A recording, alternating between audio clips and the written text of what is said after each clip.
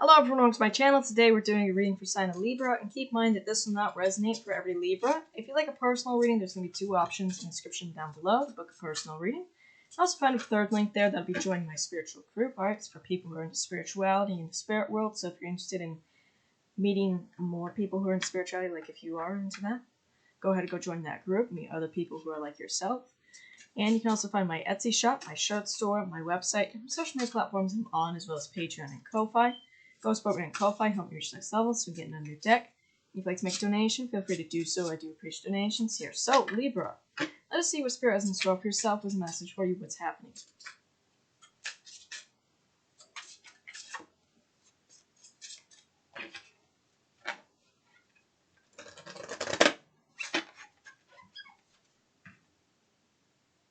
Number 42 with Ratnatakini, the Yellow Buddha family of the South. Replace pride by knowing that separateness is illusion. Okay? So yeah, that's that oneness. We're all one. There's no separation. Number 16. Amogasha City. Buddha, guardian of the North, North and South. Cultivating a well-renowned personality brings fearlessness. Alright? Number 17, with Lalita Triparasundari. The red playful goddess. Life will be an adventure if you let it unfold from within. Okay?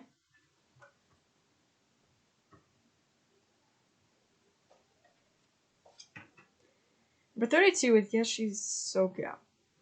Wisdom Lake Queen. Celebrate the creative feminine energy and vitality of life. Alright, so we do have more feminine beings here. So it's telling you to celebrate that feminine energy, that feminine wisdom, the divine feminine, alright, and celebrating life, Libra. Alright, you're going to have more adventures when you actually do that, when you get into that celebration vibe, alright?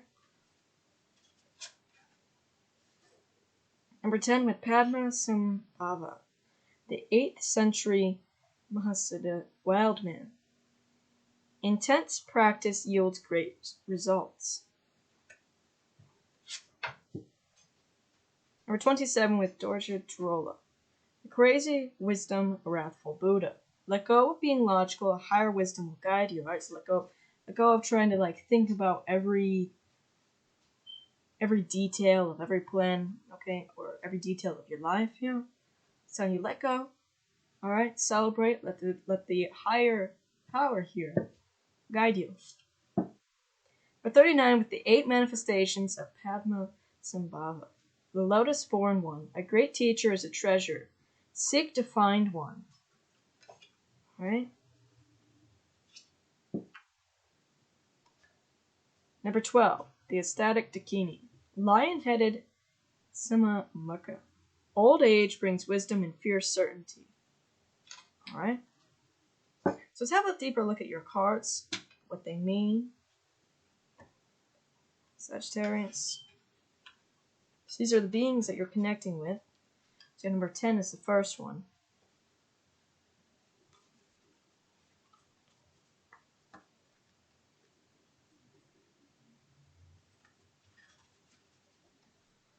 Mahasiddha are practitioners who reach a high level of mastery on their practice or craft. Once there, everything about them has a certain ringing note of perfection. You will feel the Dharma viscerally. Teachings seem to seep out of their pores. They accidentally say things that are exactly what you needed to hear at every moment. Or at that very moment. Doors open in your mind that previously didn't know were there, and realizations burst forth like popcorn. Alright, we did see a great teacher. Here is a treasure, so maybe finding a great teacher. Sagittarius, alright, where this person's ascended master, right? A lot of spirituality about them, everything about them is spiritual. They just radiate that. Okay? It's going to open a lot of doors in your mind. They're so in tune to the way, so in tune to the flow of the universe and the dance of truth and life, that to be around them is a joy. This might be part in why Padmasambhava could behave as he did, and still accomplish great things and be recognized as the saint that he was. Padmasambhava is the founder of the Nyingmapa school of Tibetan Buddhism, the oldest of the four schools of Buddhism. He was an Indian tantric master who brought his teachings to Tibet, flouting tradition, causing outrage, and in general stirring up everyone and everything in his amazing life, spirits, people, and practitioners. He had the ability to charm disturbing, harmful spirits. 13 times he called upon spirit monsters of the lands he traveled through on his journey, taming them and getting them to agree to help him by protecting the teachings and spreading the Dharma, rather than being a hindrance to him and to the local people. All through his life, he was a controversial figure as he used a wide variety of skills in his teachings: magic, lecture, meditation, drinking sprees, and the shocking the pants off his students. There are several accounts of his flouting convention, causing such an outrage that people attempted to burn him at the stake, but he emerged untouched each time. He is revered by Buddhists to this day for his gifts to the Tibetan people and is considered to be the most famous of the Mahasiddhas. All right, number 12.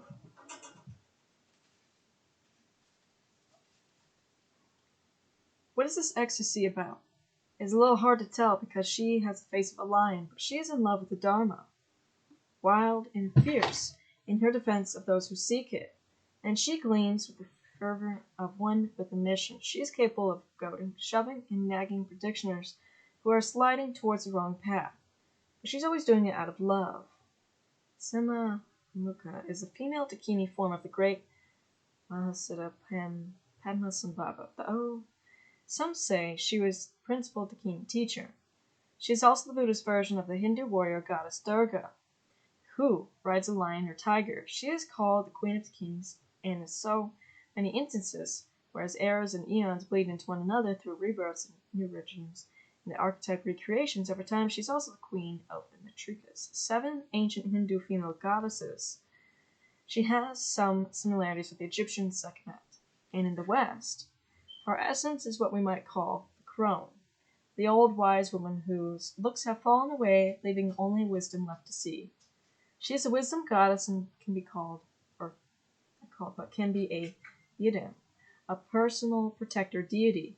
She repulses psychic attacks, subdues demons, and keeps nightmares and dark energies away. All right, look at this. This is really good, especially like if you do some sort of spiritual work, you'll know exactly just how good this is. This right here. She helps transform anger or wrath into enlightened awareness and subdues misguiding beings. She is naked and her hair is disheveled, as are all Dakinis, because she represents going beyond the conventions of society. Her mind is calm, and there's no background noise. She's completely present in here and now.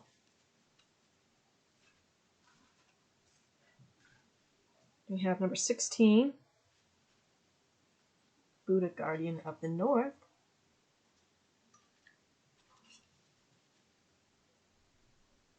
Amoghasiddhi is one of the 5 enlightened Buddha family lords. He is the Buddha of action, lord of the Karma family, and guardian of the North. He represents the 5th day and part of the passageway through the realm of death.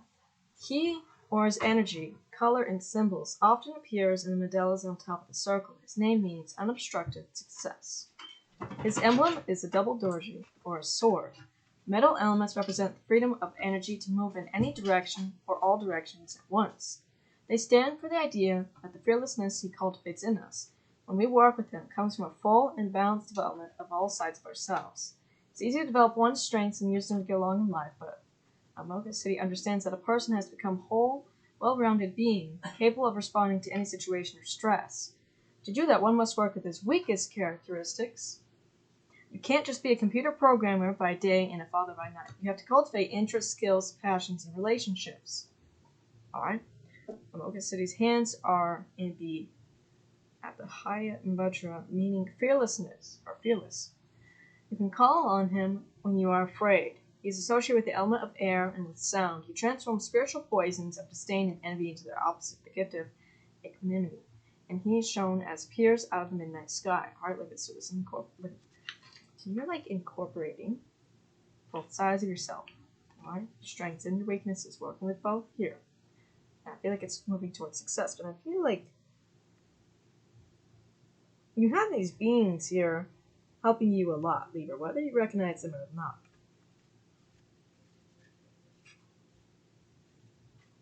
Number 17, the Red Playful Goddess. Lita's name means the playful goddess of the three celestial cities. This Indian goddess, in her delight, creates all of manifestation. She's a supreme being that pervades all that is, the creation, the maintenance, and the dissolution of matter and energy. She is the power behind the cosmic tide of the universe. She is the central goddess of the Shakti tradition called Sri Yantra or Sri Vidya. Practice in her mandala also appears in this deck. She sits at the center of the mandala, so tiny and ethereal that she cannot be seen. Only that energy that radiates from her becomes form that our eyes can focus on. Her practice is considered to be the highest, most sophisticated Hindu spiritual practice and path to enlightenment. Only those that she lets into her mandala can practice her sadhana. Alright, so it is. So I feel like, finding a teacher, like learning more about the spiritual, especially like Hinduism and Buddhism. One of her practices involves chanting her name 300 times. Or involves chanting her 300 names. Every term of endearment and joy at the beauty of life and the qualities most prized within are contained in her names. She who shines with the radiance of gold. She whose brilliance puts the chapel flowers to shame. She who is the cooling rays of the moon, illuminating rays of the sun. She who is swan upon the pond of Herm. Lita is personification of happiness, and she's intense and strong. It would take a galactic force of destruction to rock her from her state. She's a true feminine, at the wilting lily concept of femininity. Doing her sadhana, joy flows out from us, above and around us, opening doors to other realms, to boardrooms and classrooms and dream homes in the heart. From behind those doors can be heard the happy laughter of 100,000 children in the celestial cities of delight. Alright. Yeah, number 27. This tiger looking being.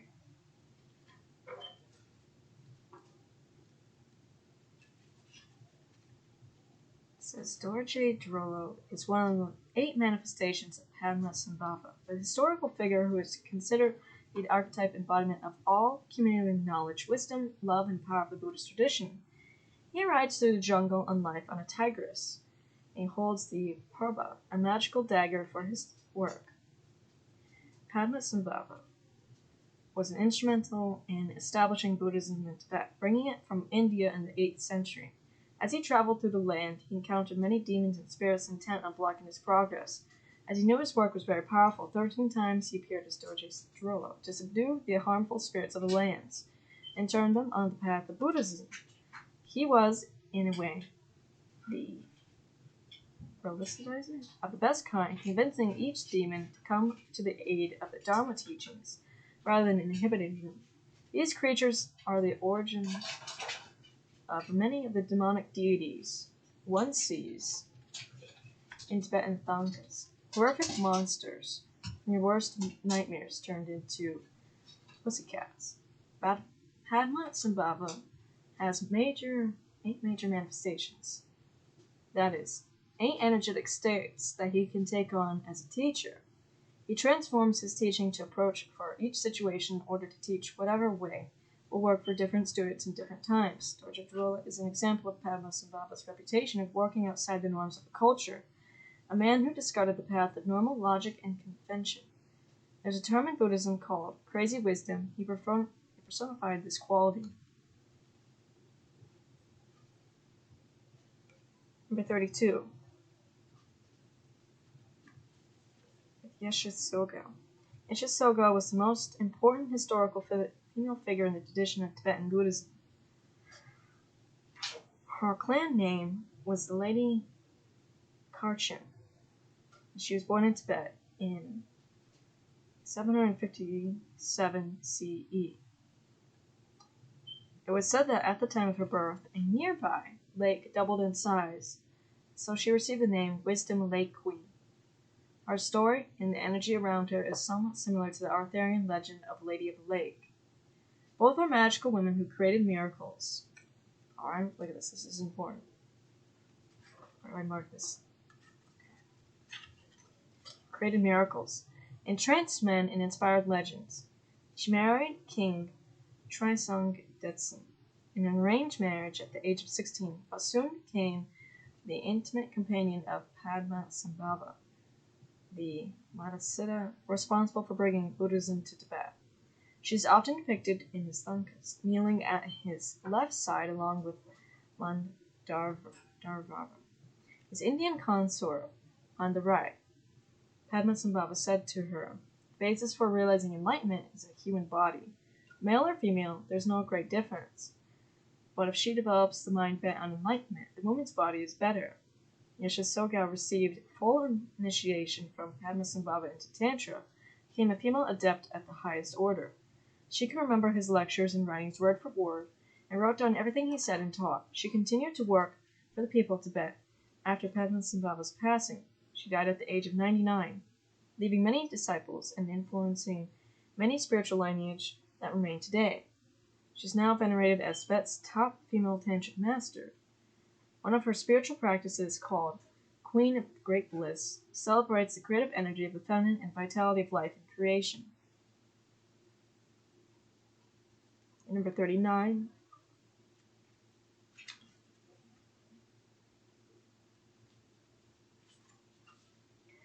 Padmasambhava is an archetype of embodiment of all the accumulated knowledge, wisdom, love, and power of the Buddhist tradition. He was a human being born in India in the 8th century. He brought Buddhism to Tibet, traveled there by foot, and built the first Buddhist monastery there at Semya. He is the founder of the Nyingma school of Buddhism,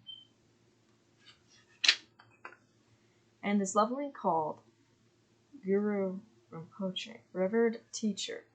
He represented here in the various energetic states he takes on as a teacher in his first and future lives. He transforms his approach to each situation in order to best teach in whatever way is needed for different students in different times. The central figure is a portrait of the monk king of Zahor. Below, he is represented as Guru Shakya Sengit, wearing the 3 monastic robes, yellow monastic robes. These two are about the study of sutras, religious writings. At the top left is his manifestation as Chakrasamvara, an embrace with his female practice partner consort. In paintings, he is usually represented in that position, like this as Ergyen Dorje Chen, another version of a bodhisattva in embrace. However, the thangka's iconography was changed according to the commissioner's teacher's instructions, a common practice to make the thangka most relevant to the practitioner. Below him is Pema Gyalpo, the Lotus King, portrayed as a cremation ground dweller. There are Buddhist practices done in cremation grounds because they are places where a line is thin between this world and the world of spirits, gods, and ghosts, many of whom are called upon for various reasons. Opposite him is King Lovin Chuxi, the wise seeker of excellence. At the bottom middle right is the monk Nyima Alzer, or Sunrays Guru, another cremation ground practitioner. Below the central figure, to the other sides, are the 2 wilder, wrathful manifestations, Guru Sangha Droda on the right, whose name means one who teaches with a lion's voice, trampling on any forces harmful to the Dharma. And to the left, Dorje Dorolo, subduer of demons. He is flanked by 2 of his 5 consorts, the ones most revered for their contributions to Buddhism, Chig Labdron and Mandarava, on the left and right respectively. Okay, and we have number 42 is your last one. Ratna Dakini is an enlightened wisdom Dakini. She is associated with Ratnasambhava, Buddha family of the south, the color yellow, midday, the earth element, the gift of sameness, the hand mudra of supreme giving, the poison of pride, and the emblem of the jewel. She is associated with the increasing or enriching the navel chakra, the 3rd day in the bardo. She helps manifest the awakening of enlightened awareness in the mind stream of practitioners, revealing dormant spiritual impulses She can also grant worldly cities, supernatural powers. Alright, so these are the beings you're connecting with, Libra. And like I said, what I feel for you, I feel like it's learning, like finding a teacher. It could be for Buddhism or Hinduism, but something along those lines. With like a very spiritual teacher, alright, where just spirituality radiates from them, you'll be able to tell who this person is, alright? I feel like that's going to be very important for you. Alright? Those are beings you're connecting with. Now let's get some runes, some charts yourself.